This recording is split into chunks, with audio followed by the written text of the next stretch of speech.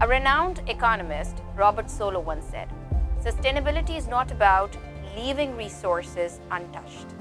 It's about managing them wisely for the future." Carbon credit market is a dynamic tool designed to incentivize companies to reduce their carbon footprint. It allows businesses to offset emissions by investing in eco-friendly projects, creating financial framework that supports environmental responsibility. Join us as we break down the carbon credit market's concept, explore its impact, and discuss how it's reshaping the global economies for a more sustainable future. Thank you very much, Xavier, again for joining us. We'd like you to give a brief introduction about yourself, start with your introduction. Yeah, sure. Thanks for having me. I am an ESG consultant. I've been for the last decade, more than a decade. Mostly worked for the financial sector, capital markets. I've been doing ESG consulting, strategy consulting for funds, for M&A deals, etc., etc. And my focus has always been on carbon and climate change. So that is reducing CO2 emissions of portfolios and for the investment companies as well. And also, I've been working lately about with other industries in ESG strategy, uh, more global strategy, including biodiversity, including social issues for corporations to adapt to the new vision of ESG as strategic. And my background is in finance and technology, so it's been already, I think it's about 12 years I've been working on climate change and sustainability, and mostly in the financial sector. So the objective of this podcast or this whole session is to actually create an awareness among people about what are carbon credits, what is a carbon credit market. So we'll start from the very basic question: what do we mean by carbon credits, and how do carbon credit markets operate? Okay, a carbon credit is something that represents a reduction of CO2 emissions somewhere. So it means that somewhere in a project that we don't need to specify right now, a CO2 ton of emissions, a ton of CO2 emissions, sorry, was either removed from air or avoided to be emitted. And that gives you a sort of contract that if you buy it, you can offset your own emissions. So if you don't know how to remove your emissions from your process, how you don't know how to reduce your emissions, you can buy that contract and compensate the emissions that you're doing. That's more or less what a credit is. As for the market, so the place where you buy and sell these things, there are two kinds of markets. One is compliance markets, meaning they're heavily regulated. Um, the European Union is the biggest one, and it's called the ETF. The ETS, and it's a heavily regulated market where companies get allowance to emit something, I mean, emit a ton of CO2 or X tons of CO2, depending on which company. And if they emit less than their budget, they can sell their allowances to other companies, and the other way around. These are regulated markets.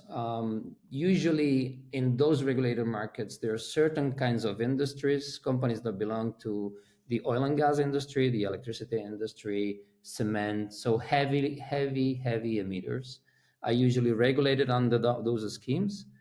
And the supply of emissions of allowances is limited by regulation and it's increasingly tightened in the future. So there's a system called cap and trade. They let the companies trade among themselves those credits, but they limit the total amount of them.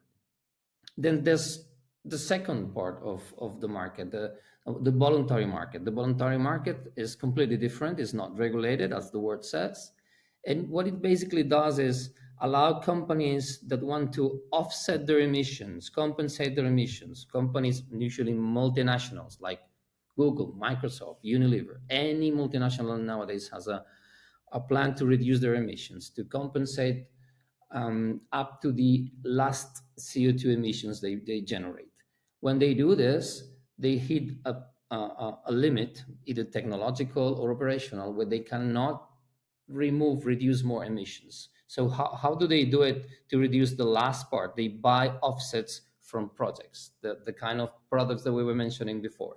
They buy carbon credits from projects that have the ability to reduce those emissions for them. A couple of examples of a project that reduces emissions. For example, if you replant the trees in a forest, those trees absorb CO2 emissions. If you install renewable energy in a place that was supposed to be very difficult, but with the income of the credits, you can do it. That generates credits. Mangrove restoration, and even some technology to absorb emissions from the air. So this is mostly what the two markets of CO2 credits, of carbon credits, they're usually called carbon credits, and they're mostly used to offset the emissions that you cannot reduce as a company. So is it that, say, a company in, say, UK exchange carbon credits for a company in another European country, say Italy? Is that how it works? Is not exchanging from country to country is or it doesn't matter. I mean, a CO2 emissions in the air, it doesn't matter where it happens. So the reduction that you can buy, the credit you can buy, can be from anywhere. So you could be a company in the UK generating a lot of emissions. You have a plan to reduce your emissions. You have what it's called a net zero plan. So you want to be carbon neutral in 2030, and your plan is I will reduce as much as I can, and then I'll buy credits. I offset the remaining emissions by credits. Those credits can be from anywhere because you're basically absorbing CO2 from the atmosphere. It's sort of a global problem. It's one of the good things of climate change, if you want to call it like that, is that you know it doesn't matter where you reduce the emissions, you will be effectively reducing the impact of climate change, no matter where. So what are the key drivers behind the demand for carbon credit? Okay, in the compliance market, the demand is basically regulated. So we'll skip that because it's very easy. For the voluntary markets, the demand is mostly corporate sustainability commitments. So as I was saying before, multinational corporations, almost any company nowadays, even mid-sized companies have a decarbonization plan. But as I was saying, they hit a roadblock. They find limitations to reduce, and they start to compensate to offset their emissions through credits. But why do they have that plan? Mostly because of one is regulation. Either they are in a region where they are regulated to reduce those emissions, or they're covering the future regulatory risk. The other is the market. The market is demanding more and more low carbon services and products. So, especially if you're in the business to business area, you tend to have clients that demand that you operate with a decarbonization plan. And then there is investors. Investors are starting to invest more in companies that have a decarbonization plan. And that means for companies, they have a low cost of capital. They have easier access to capital if they have a decarbonization plan. So all these things generate the need for for a decarbonization plan, and that combined with the limitations in reductions is what ends up giving the option or almost the obligation to buy offsets to compensate the final tranche of emissions that couldn't be compensated or reduce it otherwise. So it's perfect. So what you're saying is that either the company have its own objectives, its own goals aligned uh, with whatever the regional or the countrywide requirement is, which is a compliance requirement. So it could be either their own objectives, it could be either the compliance requirement, it could be their customers or vendors driving the requirement for credits. Perfect. So that would mean that it's not affecting or it's not impacting the sustainability requirement world over. It's not just affecting a particular size of the organizations. It could be any organization, especially depending on the kinds of products or services they produce. Yeah, exactly. If you look at the market, I would say almost 100% of multinationals have a decarbonization plan. But that means that probably the whole market has it, because behind the multinational, there's the supply chain. So any mid-sized company. So you end up having almost the whole market either having a net zero plan or thinking of having it in the coming years, and that is not going to stop at all. Doesn't matter what the regulation says, because it's already a market demand, and investors are pushing in that direction as well. So Yeah, I missed that part. You said investors as well. So the investors these days are actually looking to invest, or more, focusing on businesses that are eco-friendly, that are, you know, climate change resistant, or would say more invested into sustainability, right? yeah, and there are two things. One is the investors are mandating their asset managers to invest in low carbon companies. Investors meaning pension funds and things like that. They're great holders of capital. Then there's other group of investors that are just trying to improve their what is called their ESG rating of the companies they invest in. The ESG rating, the sustainability rating of a company that usually investors use to decide whether the company is more or less sustainable.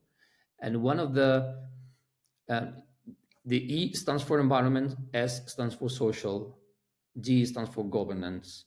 So investors are looking into these three categories, and inside the of environment, climate change is usually the most important one. So whenever a company is working with a process that is low on carbon, is producing products and services with low carbon, they tend to have a high E rating, and therefore higher ESG rating, which is more attractive for these kind of investors. So one way or another, it's going to be the G side, you know, uh, the compliance factor, how the companies are governed and how they are, compliant with the regulatory requirements. Exactly. Although that is that would generate something like how are you managing your process of decarbonization more than what is exactly your target. But yes, is also very important in the carbon and the climate change strategy as well. Mhm. So how do you ensure the credibility and effectiveness of carbon credit markets?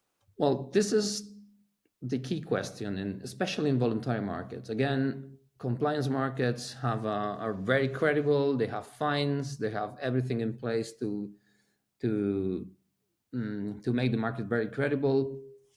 But voluntary markets are very immature, and the quality of the credit sold in the market is a very big issue. It's been a very big issue for a long time, still today. And the credibility, basically, you could summarize it that you have to verify that the carbon credit does what it is supposed to do, right? And that verification process has to consider certain risk factors or quality factors, if you will. Those quality factors are usually verified by a third party, like you certify your credit through one of the certifiers, either Gold Standard, Vera, or many others. Those are the two most common verifiers, but there are many others. But when a company uses one credit, um, doesn't shouldn't rely only on the verification of the credit, but the company should understand what is the credit, what is the quality factors of the credit, what are the things that they should be focused on to make sure that they're buying the right credit. Because if not, usually they're considered doing greenwashing. So they are considered low quality greenwashing strategy, etc. So to avoid being considered greenwashing, you have to consider more or less 4 or 5 quality factors of a credit. The first is the credit has to be additional. So if you have the project that generates the credit needs to reduce emissions, remove emissions, or avoid them um, in a way that shouldn't have happened without the money from the credits. So if the project was going to happen anyway, that's not additional. You cannot generate credits for that project because that's not additional. You're not removing emissions that you're not improving the status quo. The second one is if you're improving the status quo, you have to set a baseline. You have to understand very well what was going to happen without the project. So that would be the baseline. And you have to establish a quality baseline, so quality data to generate the forecast and make sure that the status quo you're representing and you're trying to improve is very well defined and designed. Then there's permanence. So you can imagine you plant a certain amount of trees that are absorbing CO2, but you have to make sure that the credit keeps absorbing CO2 during the period that is intended to, and that should be measured against all the risks that you're facing. For instance, there could be a wildfire, there could be a storm that prevents that from happening. And what companies should do, I mean, credit developers should do is maybe buy an insurance or do certain other techniques that I will not go into, but they have to ensure the permanence of the credit. And companies buying, they have to make sure that the credit has that permanence mechanisms in place. And also you have to have credits have to have what it's called an MRB, monitor, reporting, and validation process, very clearly stated. So CO2 reductions need to be monitored, need to be transparently reported, and need to be verified by a third party. And then the last one is credit should not create harm in other areas. For instance, you should not create a problem in a community by, I don't know, creating a reforestation project or installing a solar power plant. You should not create a social problem. You should not create a biodiversity problem. For instance, installing a solar plant in a biodiversity spot, for instance, and things like that. So those quality factors for an offset, for a credit, are very important to be understood by anyone who's buying them. Mostly, obviously, multinational companies, because otherwise you could not be sure that you're really, really reducing those emissions, and you would be potentially do greenwashing even inadvertently. What are the challenges that the companies face when they are integrating their strategies, carbon credits into their strategy, sustainability strategy? Mhm. Yeah, this when companies plan to use credits, they have to face the fact that if the credits are not high quality nowadays, they could have a reputational problem. So, and that is one extreme of the problem. The other end of the problem is that it's very complex. The voluntary carbon market is very complex, very diverse. It's what it's called an over-the-counter (OTC) market, which means there's no standard contract. There's some certifications, and there's some evolutions in the sense of trying to standardized contracts. But nowadays is a purely OTC market, which means you agree with someone that is a good credit, you buy them from them, and hopefully the credit is certified, and that's it. So it's very complex to navigate. That's one of the challenges. Second, if you choose poorly, you might be doing greenwashing, and you will perceive like that. And that is basically one of the problems. Reputation, mostly complexity and reputation. The other problem would be is when to apply, when to offset, as opposed to when to reduce. That is something that is very poorly understood in how the market perceives it. When I say the market, I mean the market in general, the investors, and and even in the future regulators. Um, a company that plans to reduce their footprint should try to reduce it and should have a plan to keep reducing it and use offsets only when the reduction is almost impossible in terms of there's a technology that is lacking.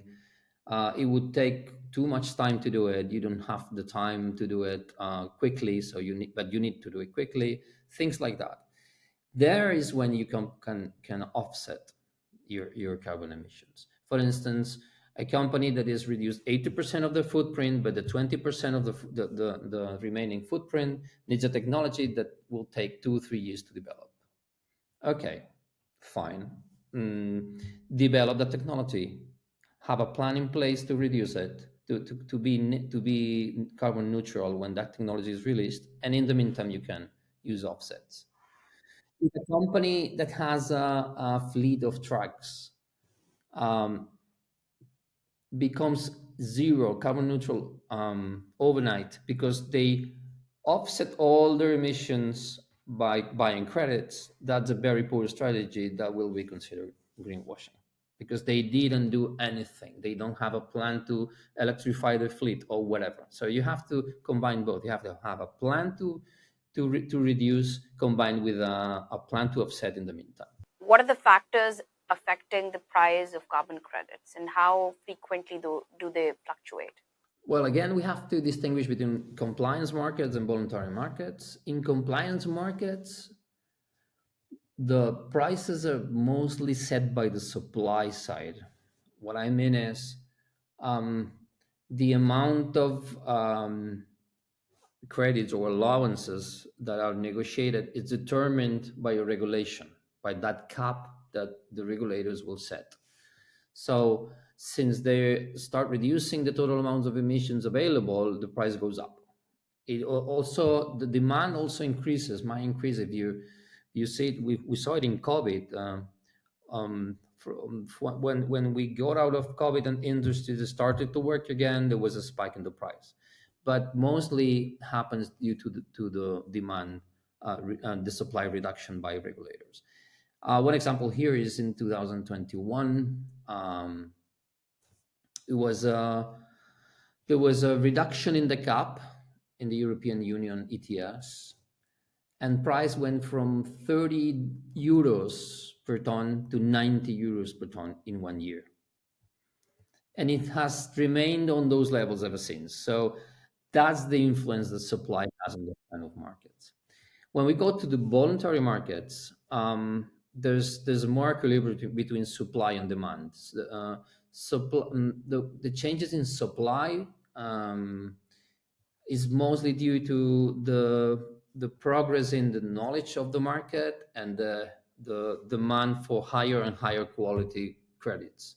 High quality credits are more expensive, prices are higher, and also are more scarce. So if you set the same demand, you reduce supply, obviously the price will go up, and that has been the case for the last 2 decades or so. In the last decade, the prices have increased quite a lot, from tens of dollars to 30, 40, $50 a ton of high quality credits. But also the demand due to those net zero strategies in companies has increased a lot. It keeps increasing in numbers, but also it keeps increasing in quality demand. So the market is demanding more credits of more quality, and that increases prices. So that's the demand and supply economics basically. So what you're saying is that right now, as I see it, the awareness about sustainability, carbon credit market, sustainable finance is increasing. So we should expect that the price should increase. I mean, should be on a higher side. I mean, increasing on a higher side for the next few years. Yeah, you never know, but all indicators and all research and all trends and regulations tell that prices will keep increasing in the coming years. Yeah, and volumes as well. Today, the voluntary market is a 2 billion market, and in the future, I think 2050 is estimated to be like 70 billion market. So it will grow a lot if those forecasts are correct. And I don't see why not, because it makes sense. I mean, carbon is is something that needs to be reduced, and everything will go in that direction, regulation and everything. Everything. Yes, you're right about that. We just talk about this, economies or the countries are having their own targets for the next few years. European Union has a target till 2030, 2050. And we talk about the Saudi market also. They have this vision 2030.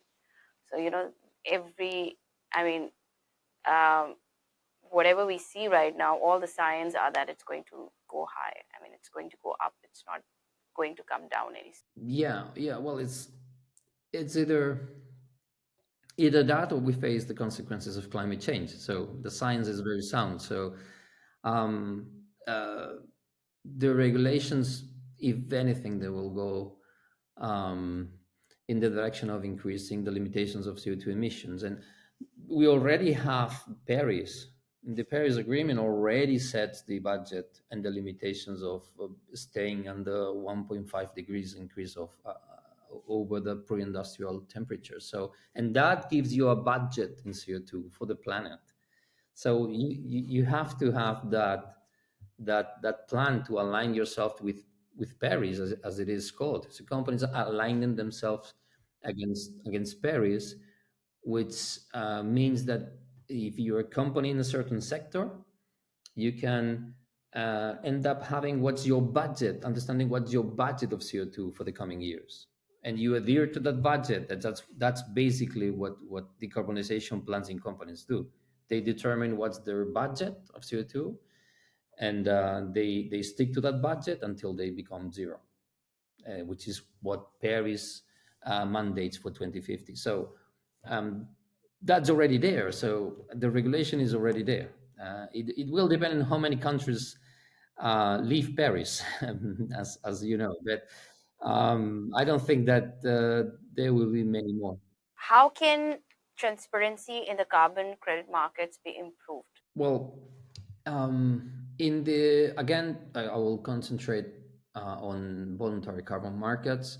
The basically the problem in carbon markets is in the voluntary carbon markets is they're OTC, they're over the counter, so they're not as it's called an organized market. And that's something that has happened to financial markets, has happened to all kinds of markets in the past. So the answer to increased transparency is obvious: is you have to set the infrastructure in the market so that credits are traded in a registry with public access. Everybody should be able to be all the details of the credit. That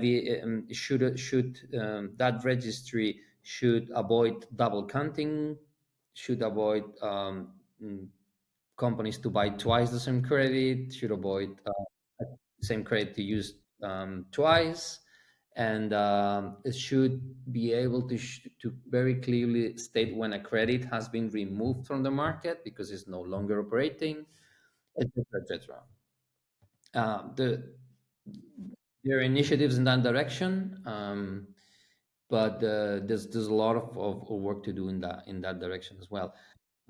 Also, contract standardization, anything that gets progressively the voluntary carbon markets away from the pure OTC to the more regulated market will increase transparency, as it does in financial markets. Do you see the trend of there being more and more governed markets, regulated markets, than the voluntary markets? Because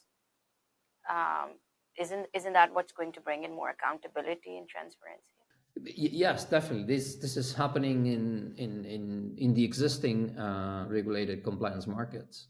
The European Union recently added aviation to the mandated and regulatory market, and the coming years, maritime industries will be in the market as well.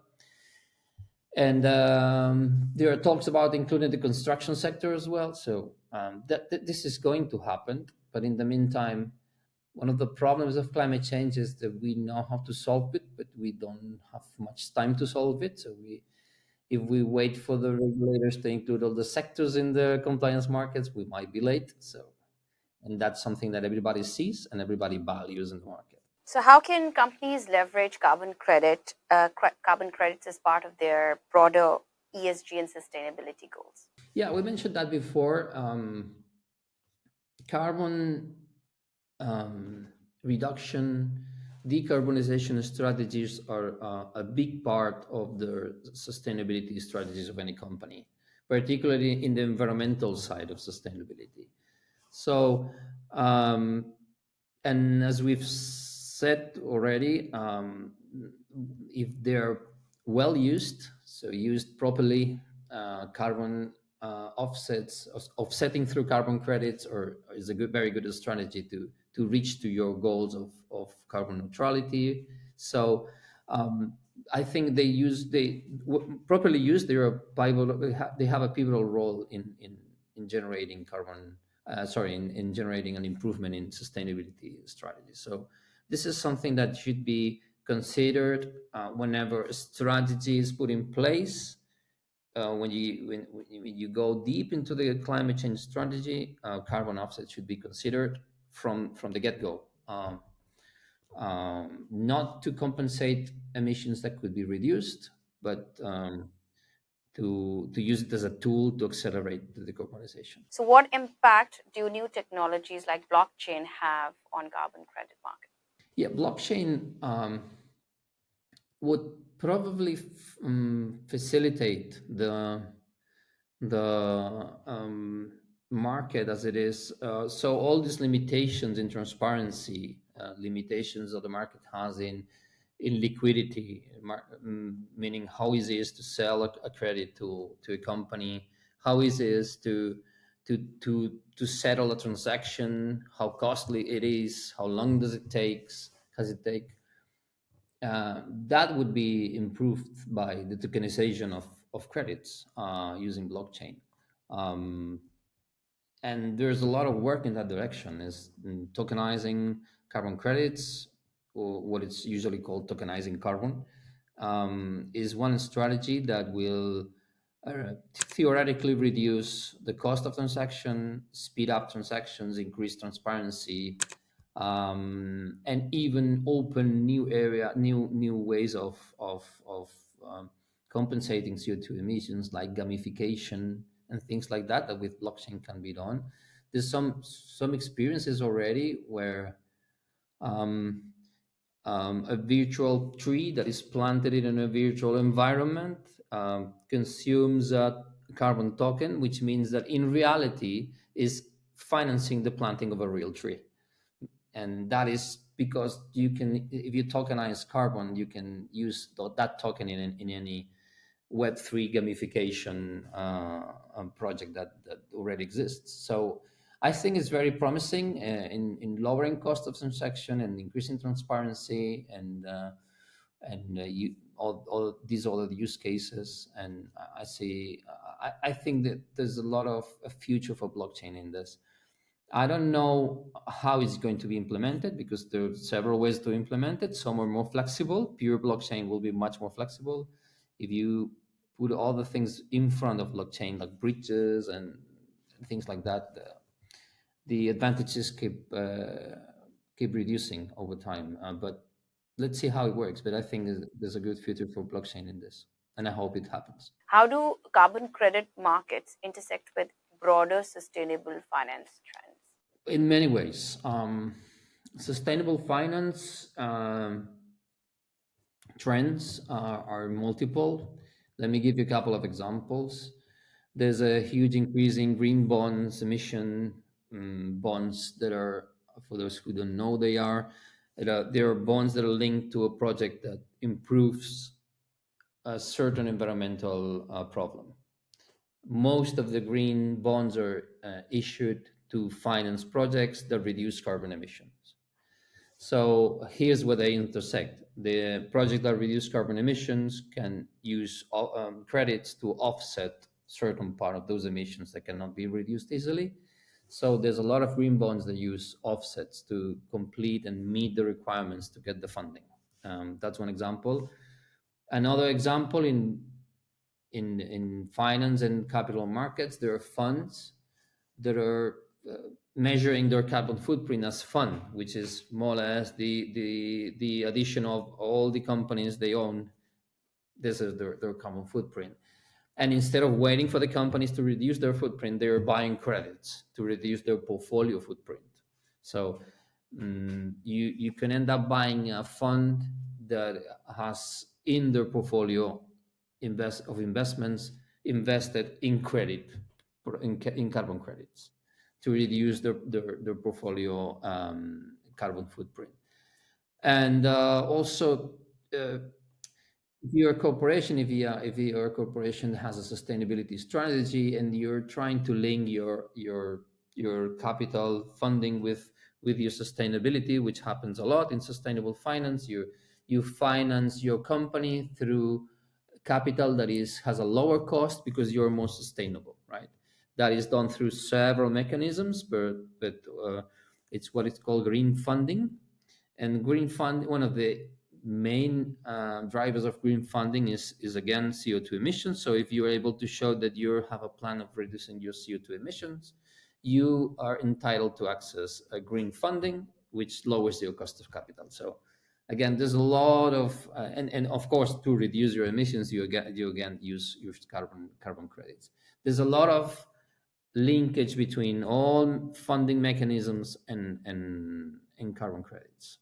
Basically, they're a tool to improve your access to capital, to green capital. So, what are the key risks and opportunities for businesses and investors in carbon credit markets? Well, the risks are in again in the voluntary carbon markets. The risks are, first, there's a regulatory risk. You have you have to understand regulation before entering any of these markets. For instance, regulatory risk is very important in compliance markets, because a regulation that changes the objectives of a region in terms of CO2 emissions can reduce the available emissions in the market, and the price will change dramatically. That is a risk, but is more of an opportunity. But because the trend is that anything that happens in regulation increases the price of carbon. So if you invest in carbon credits, chances are that the price will go up, but you never know. Then there's price volatility, and again, there's a lot of issues with the price of carbon. It's been fluctuating in compliance markets and in voluntary markets even more, because of all the factors we were mentioning before. So you have to be exposed to volatility, and that, of course, is not something that you like when you're an investor. Liquidity, you especially in the voluntary markets, credits tend to be illiquid. Very very difficult there's no secondary market, or there's no easy way to negotiate with them. So negotiating with credits, it's difficult. So they become a long-term investment. So you have to bear in mind that. And also, there's a lot of it's been a lot of fraud and market manipulation in the past. Credits that were not doing what they were saying they were doing, poor quality credits, brokers that were manipulating the prices, buying low quality credits and duplicate or not triplicating the price, um, and things like that. So you have to be careful of that. Opportunities. I think the big opportunity is that if you invest in credits, um, everything goes in your favor. Regulation goes in your favor. Market perception goes in your favor. Everything goes in your favor. So in the long term, I don't see how market prices will go down. I mean, credit prices will go down unless you're in a voluntary market and all of a sudden a lot of industries entered in the compliance market and they stop buying credits in the voluntary market. That's one of the risks.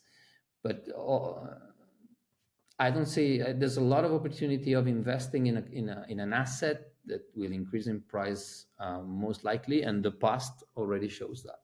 What role do carbon credits play in net zero and decarbonization strategies for companies? Mhm. Yeah, we've covered a bit that already, but as I was saying before, uh, decarbonization strategies sometimes hit limitations because reduction strategies are can be very sophisticated, but you can find a limit in technology, you can find a limit in the industry, you can find a limit in changing the process.